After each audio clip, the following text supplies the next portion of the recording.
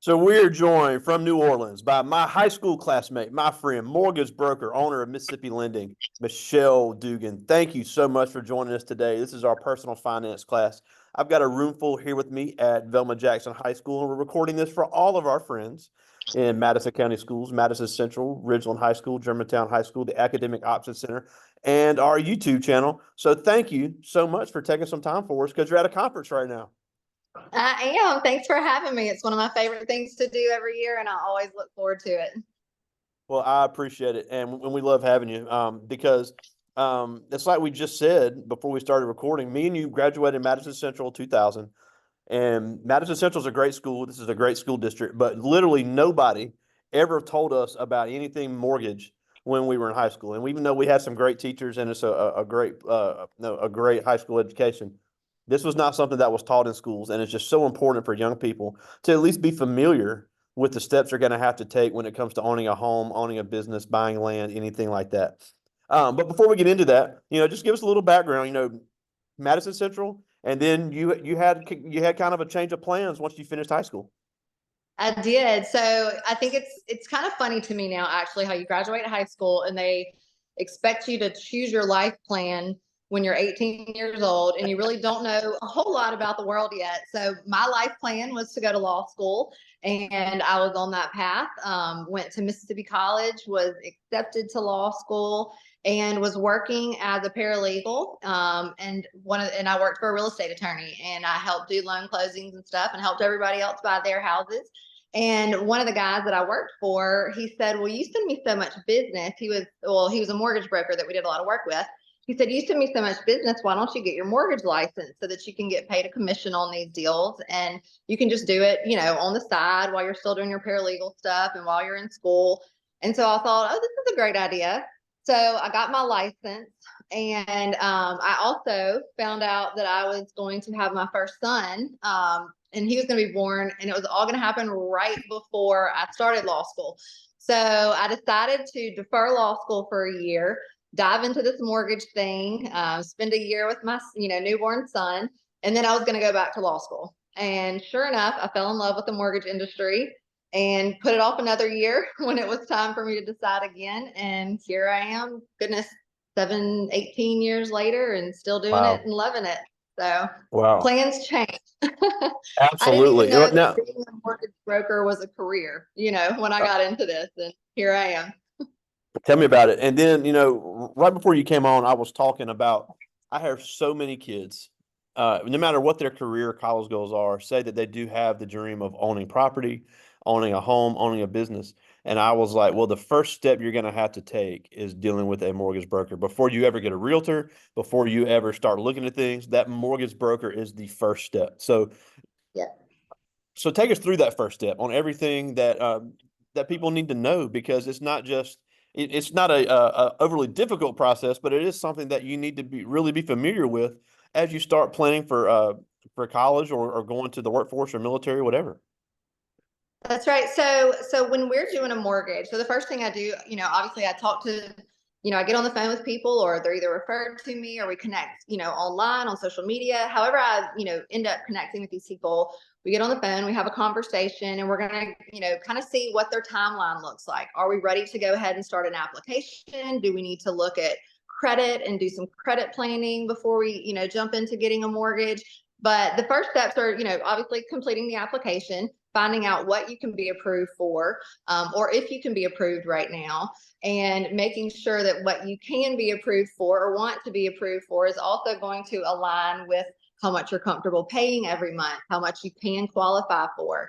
And we're going to take a whole deep dive into your background and stuff, and and make sure that we can get you into that home. So for some people, that process may take 30 days. For some people, it may take 3 or 4 years. And for those that take 3 or 4 years, typically the reason why it takes a little bit longer is because we've either got to get their finances in line to where they can purchase a home, or we've got to get their credit repaired so that they can purchase a home. So from the time that you are 18 years old, you are going to start getting credit card offers. So you're going to get all this stuff, and every single thing that you do can impact your ability to purchase a home later on. So if once you're 18 and you're out from underneath mom and dad's financial wings and you're on your own, if you get a medical bill and you don't pay it, it'll get popped onto your credit report. If you decide to buy a car before you buy a home, that can impact things. Every late payment can impact your ability to purchase. So it's really, it's never too early to start planning it, but you definitely need to be credit aware from, literally as soon as you can start utilizing credit, you need to be aware of how it can impact you down the road, because that's really the biggest hurdle that we see for most of our borrowers when they're trying to get into a home. Yeah, and even small things, when you turn 18, get a cell phone in your name. That's not something that's Yeah, going to have crazy interest rates on it. That's something that can show it can show payment history. And then that's a right. big thing, and I fight this battle all the time. Well, once you start working, because we have some that'll start working at McDonald's or Kroger or different places, get a student checking account. Having a Cash App card is not having a checking account, but show some Yeah. banking history, start having a relationship with the bank. And even if it is just a little bit of money going in there, but you have a documented bank that can say, look, they're getting their money here and they're not going crazy with it. That's right. That's right. And those are some of the things that we look at. So there's all kinds of, online apps now, Chime, the Cash App, all these different platforms where people try to make it easy for banking. But when we look at it from the mortgage side, it's not actually a bank account. So when we're looking at where like closing costs are going to come from, where down payment funds would come from, we don't want to see your Cash App. We want to see an actual bank that you're dealing with, and that's where your paycheck is going. And I know there's some people, and they don't trust banks, or they don't want to work with banks, but they're not out to hurt you. Banks are a for-profit business, so they are going to make money. They might charge you a little bit on this, or they might charge interest on this product, but it's nothing to be scared of. And you definitely need to have a legitimate actual bank that you're dealing with. So yes, that is definitely something I would recommend. But yeah, student accounts, you can start those right now. There's nothing to hold you back from being able to do that day one. Yep. Yeah, absolutely. Bank Plus, Trustmark, Wells Fargo, all the local banks that have branches in Madison, Canton, they all have student accounts, and that's something I would suggest everybody, if you want to have a job in high school, to really start doing that now, because it is incredible how much that can affect you as you get out of high school when you start Yep. getting a credit score. Yeah, absolutely. And so, and on that note, we do actually have products. If you do not have a credit score at all, there are loan programs for that. But some of the things that they're going to look at, if you don't have an actual credit score, they're not going to know, like, okay, what is our credit history here? How do we evaluate this borrower and know that they're going to actually be able to pay this back? So they're going to go and look at things like a cell phone bill, if you have a gym membership.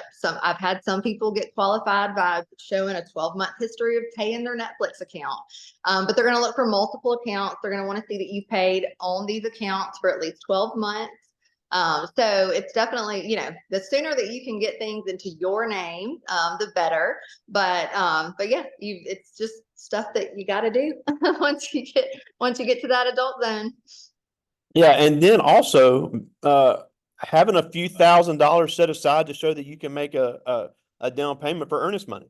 So Yeah. how much could that help somebody when it comes to, because let's say, look, somebody says, I have this job, I'm not making XYZ money, I had this on my credit report, but I have $10,000 saved, I can put this down on earnest money.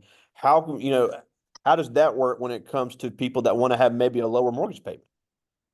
That it definitely helps. So I will say, down payment, I think that there's a little bit of confusion over all of it, because people think, oh, if I put down $5,000, it's going to make my mortgage a lot lower. Actually, right now, for every $1,000 that somebody puts down towards their mortgage, it's only going to lower their payment by about $6. So if someone comes to me and they say, hey, I want to put down, this $5,000, but it's going to wipe out my savings account, I don't want to put somebody into a home that they're going to be owning and have, all sorts of expenses that come along with home ownership. I don't want them to go into that house with no money in the bank. So, if we've got down payment assistance programs that they can utilize, like, I'm going to definitely encourage those. And we have some incredible ones in Mississippi for first time home buyers. So you don't want to ever go in with no money, but having money saved up definitely helps, because when they're looking, again, when we're analyzing the credit risk for a borrower, someone who has their own funds saved up versus needing to borrow gift funds, the person that has their own money is going to be a little bit lower credit risk than somebody who needs to be gifted the down payment.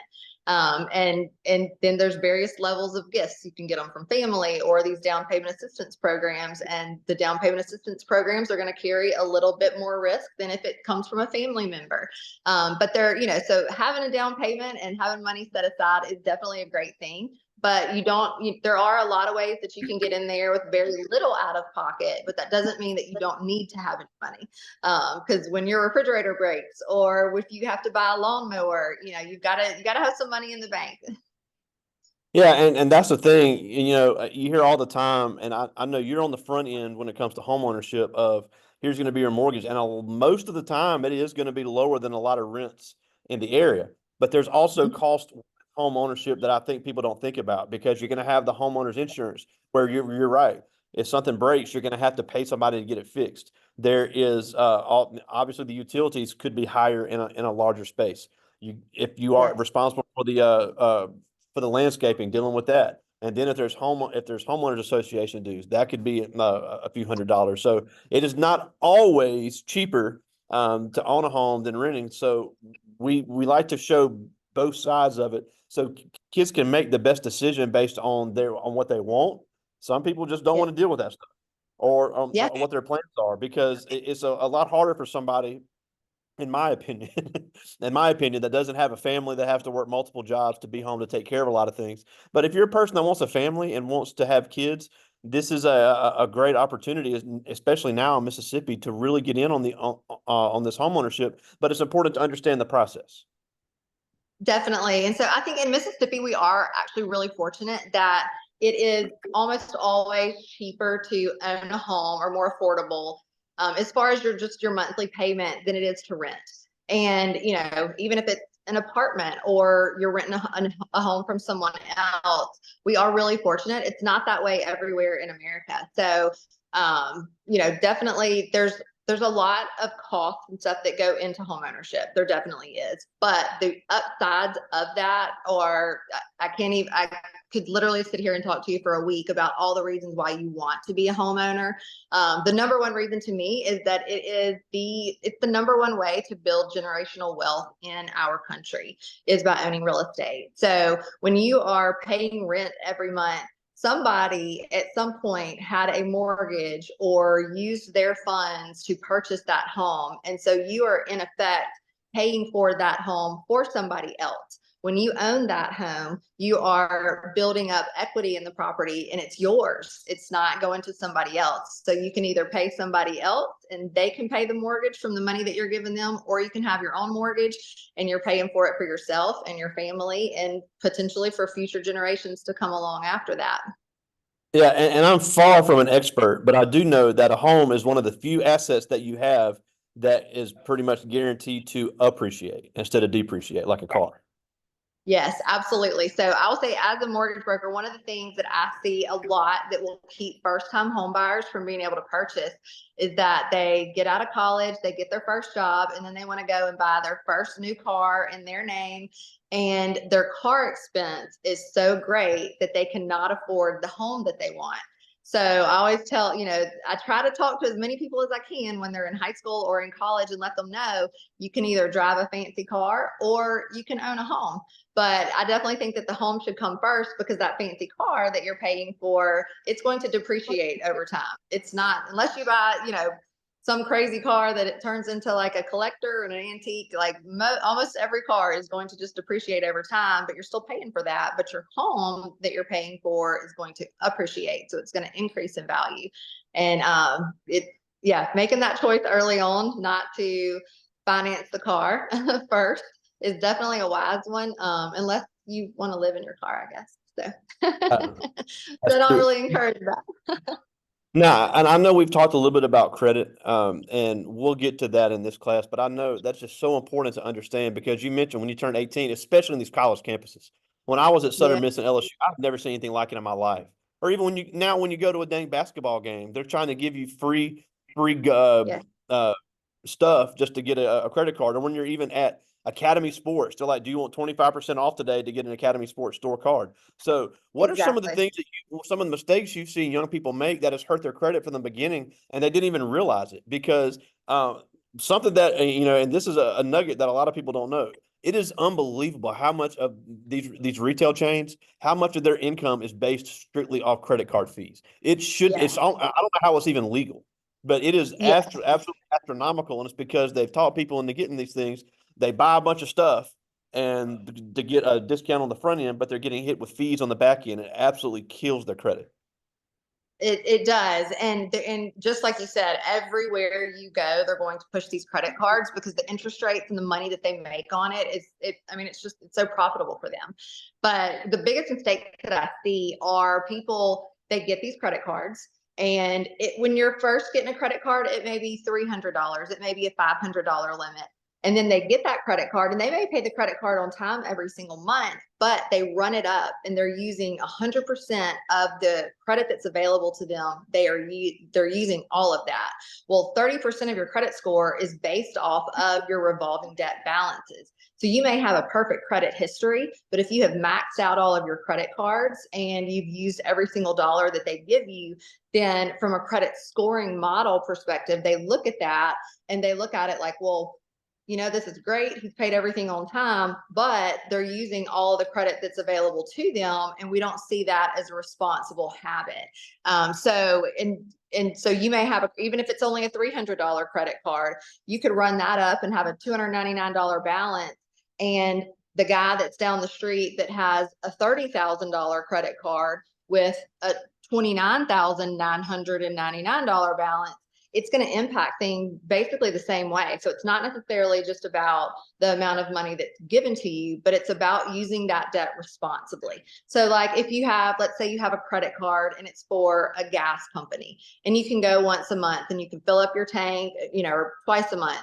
You want to you want to use it because they want to see that you can responsibly use these things, but they want to see that you're paying it back, and they want to see that you're paying it back not only timely, but that you're not just making the minimum payments, that you're paying, if you got a tank of gas and it was $70, you need to make a $70 payment on the credit card that month.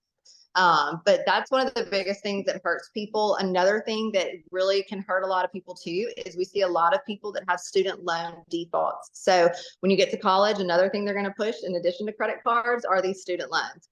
And they will let you borrow far more than you need to borrow.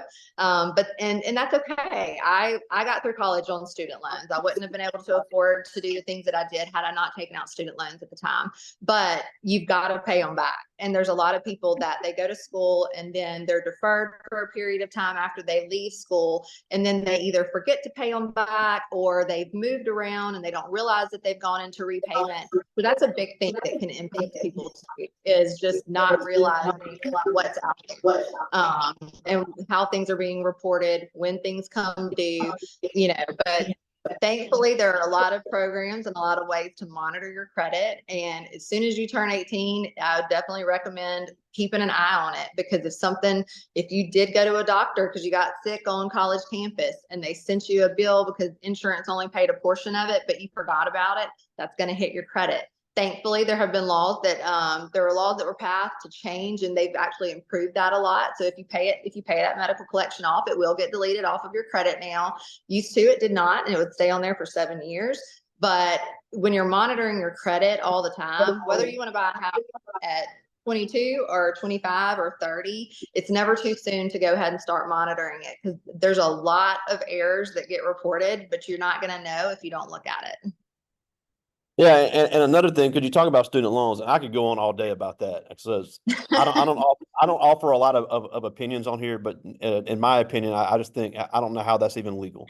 But now in the state of Mississippi, and this was not available when we were in high school, and it blows my mind. First of all of our students, Madison Central, Ridgeland, Germantown, Velma Jackson, all of them, they're going to get a free ACT at school during the day. Yes.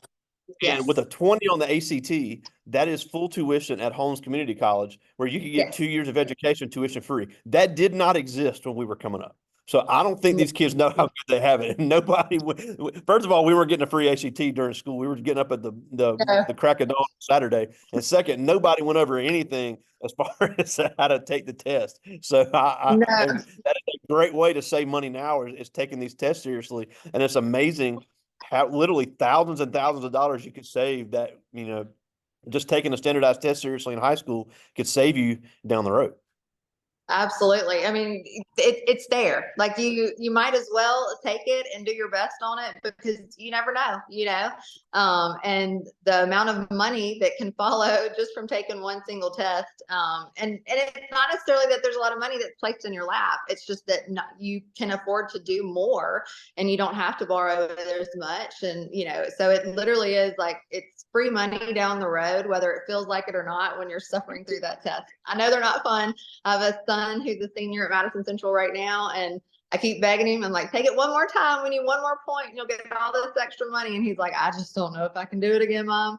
But but he's going to. Absolutely. But yeah, Well, take them and take it seriously because that's a huge benefit. I mean, yeah, seriously, like, where was that when we were growing up? I don't think they realize how good they have it. Tell me No, about it. and now it's untimed. Apparently, they're going to have an untimed test starting in the That's spring. Like, changing. That's going to change on the one coming up next year. yeah, well, I mean, that's Yep. fantastic, because not everybody can, I don't know, getting up at 8 a.m. when you are a teenager is definitely not ideal. And then to sit down and take a test that can influence the rest of your life, it's kind of wild to think about that. Where's the 1 p.m. test option? And Yeah, just real quick to let everybody know, when we took it, we had to play a football game on the road in Greenville, get back really late, then get up really early and wait in line for an hour at Belhaven, and then take the test. And that's if it wasn't raining. So that I know that sounds like the old man story, but that is literally what we had to do. So I hope these all kids your appreciate. sharpened pencils ready to Yeah, go. exactly. But I do have some questions from the students. I like these. These are really good. This first one is Shania Smith. She's in 10th grade, one of our volleyball players here. And she asked, what advice would you have for someone who wanted to become a mortgage broker? So becoming a mortgage broker, I will say I absolutely love what I do. My job has a ton of flexibility and I'm able to, I work really hard and I work a lot of long hours, but I do have a lot of flexibility. So when my kids are playing sports, I can go out there and I can see their games and stuff. But to get into it, I would definitely recommend, if you are planning on going to college, taking finance, something with finance background. There's a lot of different degrees throughout the state of Mississippi that can help with that. But one of the things about being a mortgage broker is that you don't actually have to go to college to become a mortgage broker. You can actually get into the industry and work under someone else as like a loan officer assistant, or you can work within a bank and you can qualify to get your mortgage license that way. And so you don't even actually have to go to college. So I have this fancy history degree hanging on the wall at my house, and it has nothing to do with mortgages. And here I am, a mortgage broker, and nobody told me that I didn't actually even need to have that degree to be able to sit right where I'm sitting today. Yeah, even an associates of finance from one of the community colleges would be a great way to get your foot in the door. And a Absolutely. lot of those Absolutely. programs are going to want you to work in the industry while you're doing it. So you can do an internship as a 19, 20-year-old and get your foot in the door and start really Yes. getting into this industry. Yes, definitely. I mean, we're with my company, we've grown a ton this year actually, and we're getting ready to hire someone, and we're actually looking for someone who's in college, who wants to do mortgages down the road, who likes doing marketing stuff, so there are companies out there that will hire you with very little experience, and they will train you up. And once it doesn't take too long to figure out if you like or don't like being in the mortgage industry. And getting into it though, it's easier than people think, but it's definitely one of those careers that's not spotlighted. Like a lot of people go and become teachers and nurses and a myriad of all sorts of different things, but mortgage broker is typically not included on that list. And it's just a fantastic career. I agree. I like this one. This is Levon Johnson. He's in 10th grade, a really talented photographer. But he asked, what's the biggest mistake you see people make when they're trying to buy a home? Honestly, I think the biggest mistake a lot of people make is not having conversations early enough in the process. So even if if you are graduating from college and you want to buy a house in 2 or 3 years, it's literally never too soon to have a conversation about buying a home.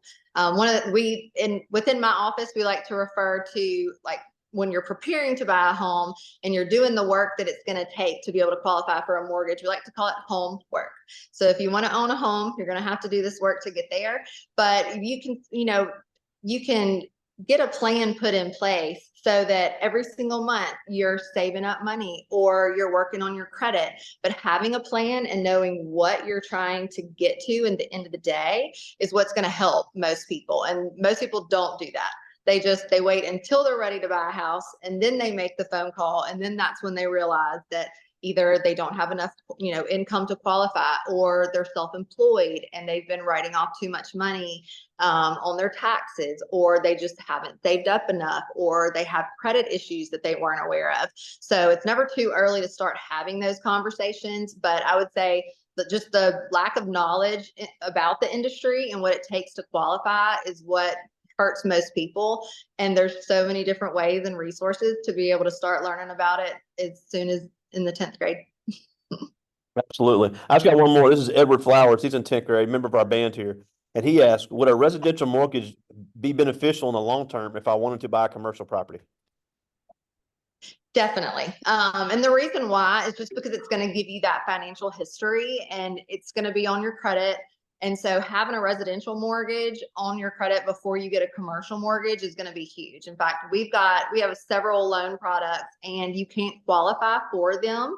So you can't qualify for some of the investment property programs if you don't own your own home first. If you want to go out and buy a building to put a business in one day, but you've never actually had a mortgage on a property, that's definitely something that they're going to take into consideration. It shows stability. It shows, that you've got history, responsibility. But getting a residential mortgage is definitely a lot easier than getting a commercial mortgage. Typically, you can get into a residential mortgage with a lot less out of pocket than they're going to require for a commercial loan. So I would definitely always recommend that you're going to want to start with a residential loan. That's not to say that you have to, but it's definitely it's going to be a lot easier to qualify for that commercial loan if you've already had a residential loan first. Absolutely. Well, we're almost out of time, and we thank you so much for taking some time for us again. But a couple things before we go. First of all, tell us where to find your website, mslending.net. mslending.net. Yep. And then we're also on Facebook under MS Lending LLC. We're on Instagram under MS Lending. We have a TikTok, but we're not doing much with it yet, but we're getting there. We're going to find y'all so that we can start educating y'all before, early on. But yeah, we're online and you can actually go on our website. We've got a lot of really cool calculators that'll kind of give you ideas on, well, one day I want to live in a $500,000 home. What is that payment going to look like? So there's a lot of resources on there. We try to put some fun stuff on our social media too. And we're actually in the process of revamping all that. And it's actually going to be really, really cool. And a lot of educational pieces coming. So if you're out there, like us, find us. And we would love to hear from you too. If you ever have questions, if we can ever help, we're all local. We're in Madison, and we would be more than happy to answer questions, help however we can, and just try to get all of you on a path for home ownership down the road. Absolutely. And that's a great way to, the last thing I wanted to ask is that, and we've already said it a ton of times because as old as we are, look, nobody took the time to talk about these things with us. And Yep. especially in our rural areas, rural Mississippi was left behind in education when it comes to home ownership and things of this nature. But times have changed, resources have changed, trends are changing. So everybody now has the same shot to get the home ownership and the home of their dreams. So why is it so important now to at least be familiar with how this process works at 16, 17 years old? Just like I mentioned before, every decision that you start to make once you are 18, and honestly, it could even start before then. But every decision that you make is going to lead into being able to qualify and purchase that home down the road. And a lot of people, you drive by and you have a dream home. The first house that you buy is probably not going to be your dream home, but you're going to buy a home and you're going to live there. You're going to build up equity, and then you can take that equity and then you can roll it into your next home and then your next home. And so where somebody, where your parents may end up at the end of the road, or maybe your grandparents in the home that they have, you're probably not going to start there, and that's okay. But every little decision that you make financially, from the time that you can start making financial decisions for yourself, it can impact you down the road. And you just have to be aware. And like I said, I mean, the biggest things: pay your bills on time. Don't overextend yourself on credit. Don't go buy the big shiny fancy car before you try to, if you want to buy a home, don't do the car first. Go and get your house, and then you can go buy your car. But it really is life changing. Home ownership can be, and it's not just for you, it's for you, your children, the stability of your families down the road. I'm super passionate about it, and I hope every single one of you in there owns homes, multiple homes someday. And I hope that I'm still around and I can help you when you're ready to do it. Well, I appreciate it. Well, thank you so much for taking some time out of your schedule. I hope you have a great time down there in New Orleans. I will definitely talk to you soon, buddy. Sounds good. Thank you for having me, and thank you for doing this for your students. All of you are so lucky to have him. Well, I appreciate it. We're lucky to have you. We'll talk to you soon. Michelle Dugan, owner of Mississippi Bye, Lending. Greg. All right. See ya. Bye. See you soon.